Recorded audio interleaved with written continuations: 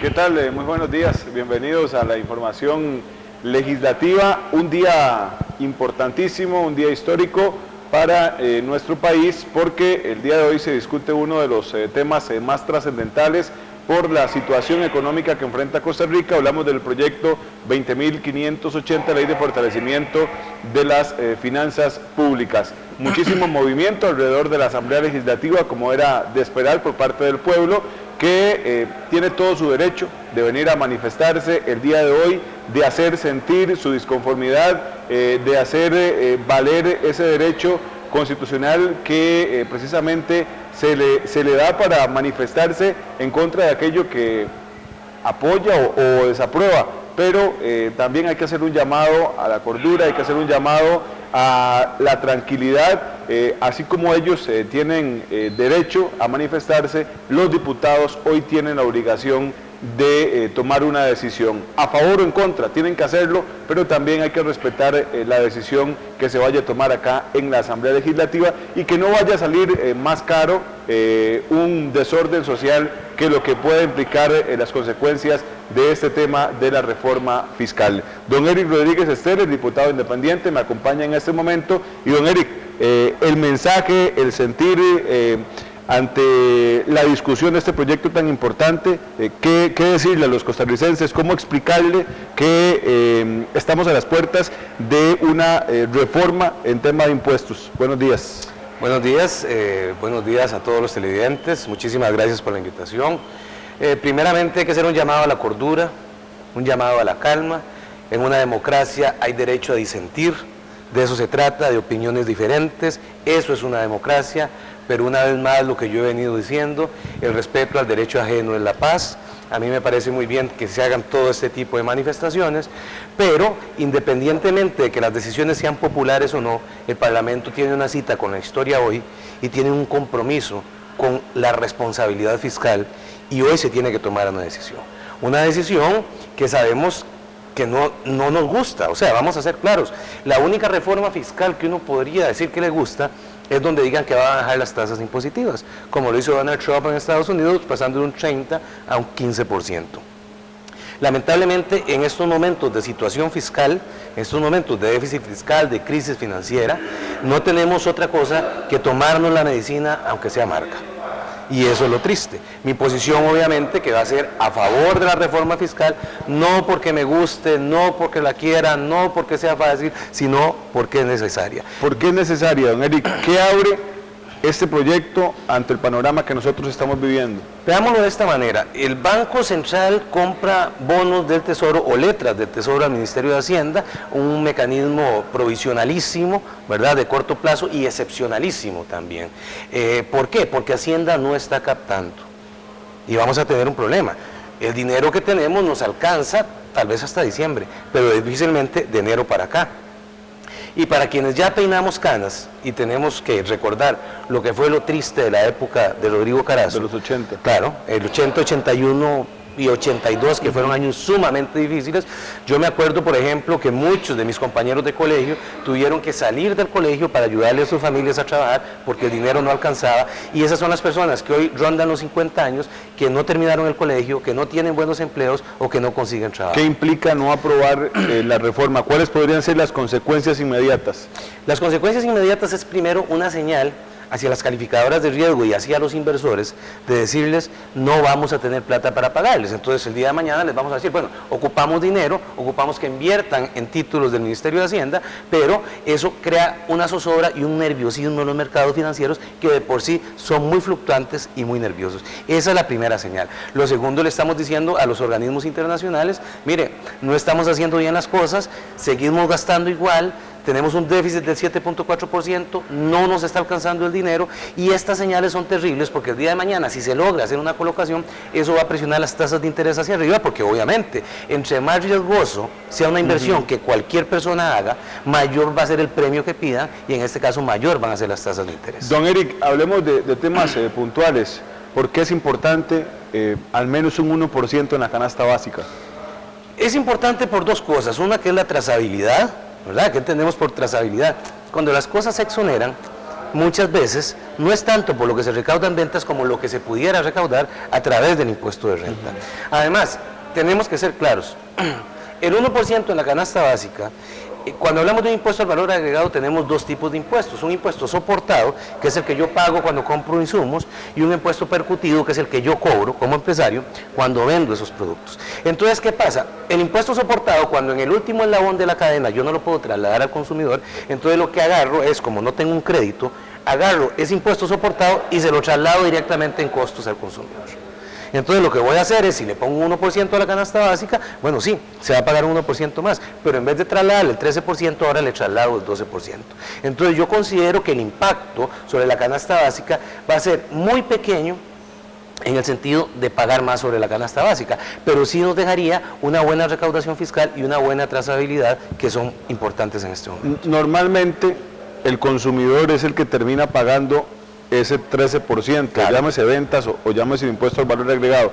¿Cómo garantizamos que ese intermediario, que ese empresario que vende un servicio pueda o vaya a pagar también dentro de esa cadena del eslabón que usted vamos a menciona? Claro, cuando uno cobra un impuesto, ese impuesto que cobra puede rebajar el impuesto soportado del impuesto que cobra, ¿verdad? En cambio, cuando yo no lo puedo hacer, simplemente lo que hago es, los impuestos que yo pagué los veo como un costo más y se los traslado directamente al consumidor. ¿Impuesto al valor agregado entonces ayuda a disminuir la evasión fiscal? Claro que sí, ayuda a disminuir la evasión fiscal y tenemos que ser claros en esto. El 60% aproximadamente del Producto Interno Bruto de este país son servicios. Los servicios, salvo excepciones, servicios turísticos, moteles y otro tipo de cosas están grabados, pero la gran mayoría de servicios no están grabados. Si usted hace una revisión de derecho comparado con otras legislaciones tributarias de otros países, Europa, España o todo lo que usted guste, los servicios son grabados.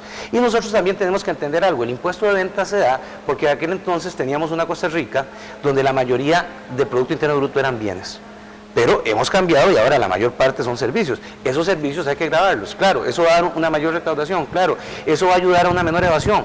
Porque, por ejemplo, si usted a veces, algunos consultorios médicos, no estoy diciendo todos, pero muchos consultorios médicos solo le aceptan a usted efectivo.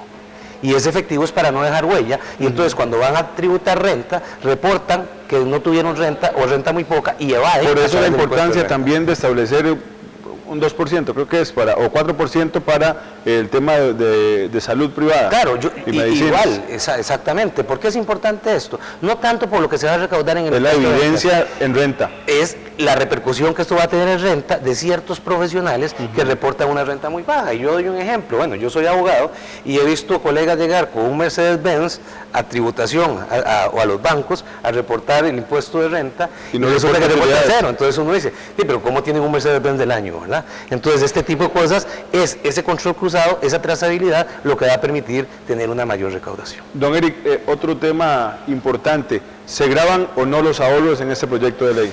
Sí, pero vamos a esto.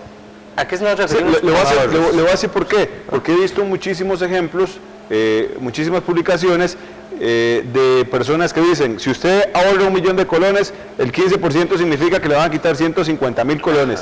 Vamos a ver, primero, el ahorro a la vista no paga ningún impuesto.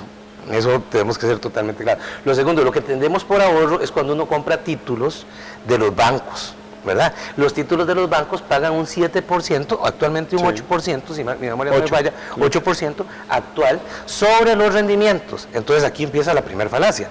No es que si usted ahorra 1 millón le va a quitar 150.000, eso sería confiscatorio, eso sería... guardarlo bajo el colchón. Por eso, es más rentable, porque las tasas de interés, ponga por ejemplo que usted ahorró 1 millón de colones durante un año y que le paga un 10%.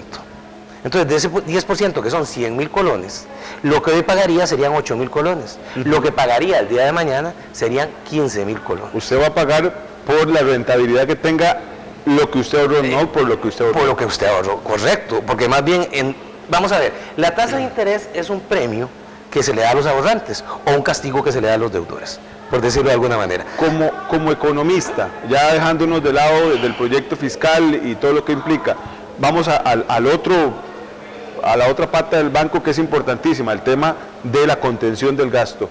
¿Y qué tiene que mejorar el gobierno, qué aspectos debe mejorar el gobierno para también ir acompañando los resultados de esa reforma fiscal con una contención del gasto efectiva. Más que una contención del gasto, yo vería una reducción del gasto. Lo que tenemos en este momento con el presupuesto de la República es una contención del gasto, pero no una reducción del gasto.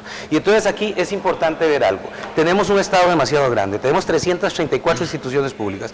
Yo retomé y puse a despacho el proyecto Cerrar de Don Tom Solís. Yo creo que ya es hora de analizar cuáles son las instituciones de las cuales el Estado se puede deshacer y que no están haciendo absolutamente nada. Y le doy solo un ejemplo. ¿En cuál país del mundo ha visto usted que el Estado tenga el monopolio de la producción de guaro? O sea, ¿qué hace un Estado produciendo guaro? Un Estado no es para que produzca guaro, un Estado es para que haga carreteras, para que haga escuelas, para servicios de salud, para servicios de educación. Y lo otro también importante es que, según las estadísticas, entre un 5 y un 8% de los empleados públicos se van cada año, ya sea porque se pensionan, porque se mueren, porque les salió un trabajo del sector privado y se trasladan, etcétera, etcétera. Aquí es importantísimo congelar las plazas del sector público por tiempo suficiente. Imagínense que si fuera el 5%, en 4 años usted reduciría la planilla estatal en un 20%, lo cual sería muy bueno. ¿Y qué pasa con esto? Bien, sencillamente lo que hacemos es sustituir aquellas plazas que son indispensables. ¿Cuáles plazas? Policías, oficiales de tránsito, maestros, suplir eso.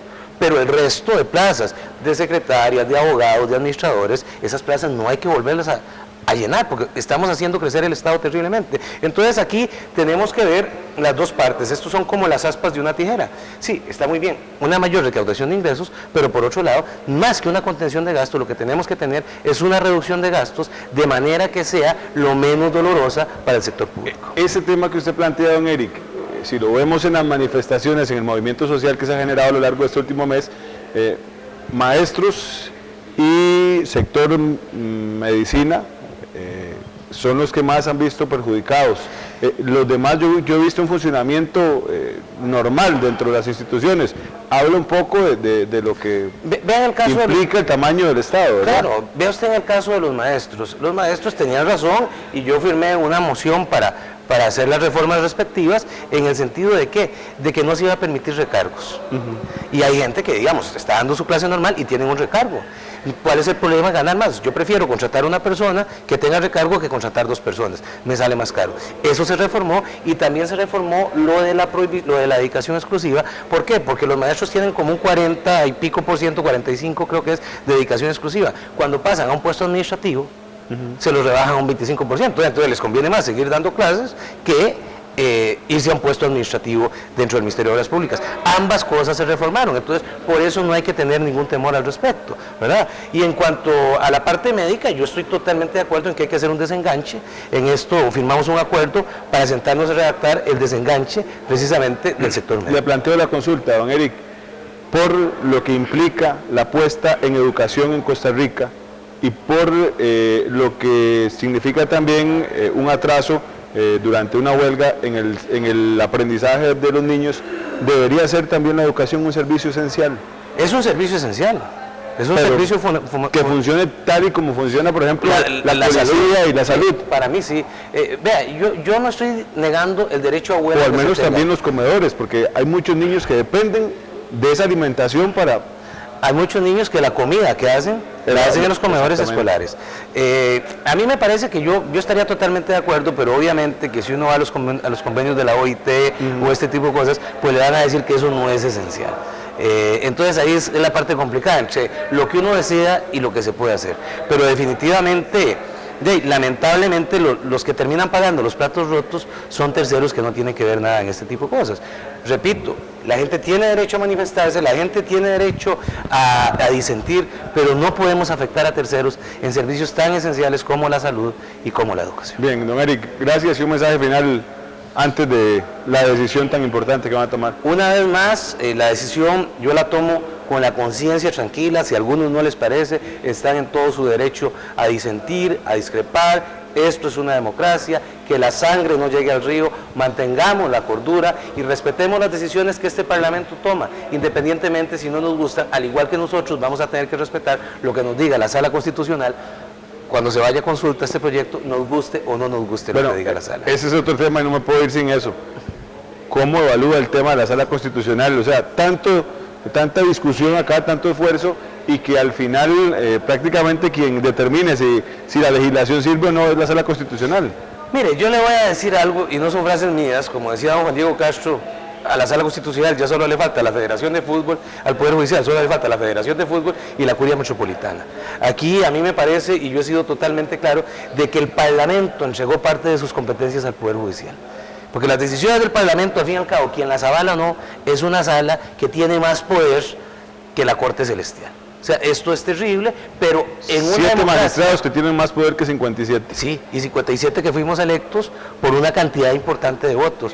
Pero en una democracia y en un Estado de Derecho, aunque a mí no me parezca, tengo que respetar el sistema de derecho que tiene este país. Bien, gracias a don Eric Rodríguez Esterer.